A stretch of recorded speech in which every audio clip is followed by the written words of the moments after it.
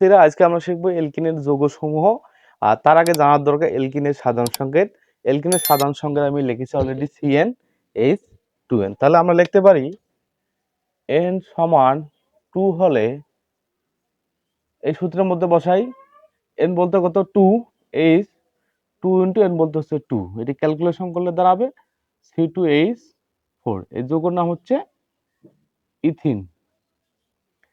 n সমান 3 হলে লিখতে পারি C3H2 × 3। তাহলে C3H6, এটার নাম হবে প্রোইন। n সমান 4 হলে আমরা লিখতে পারি C4H2 × 4। ক্যালকুলেশন করলে দাঁড়াবে C4H8। এই যৌগটা হলো বিউটিন। খুবই মজার বিষয়, শুধু আমরা n এর জায়গায় আমরা সংখ্যাগুলো বসাচ্ছি। n সমান 5 হলে C5H2 × 5, অর্থাৎ C5H10। এই যৌগটা হলো পেন্টিন।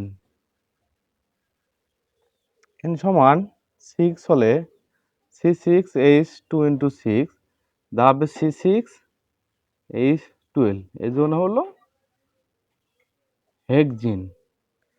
n সমান 7 হলে লিখতে পারি C7H2 × 7।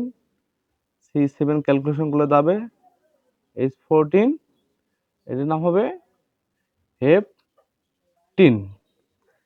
n সমান 8 হলে আমরা লিখতে পারি C8H2 × 8। ক্যালকুলেশন করলে দাঁড়াবে C8H16। এটির নাম হবে অকটিন।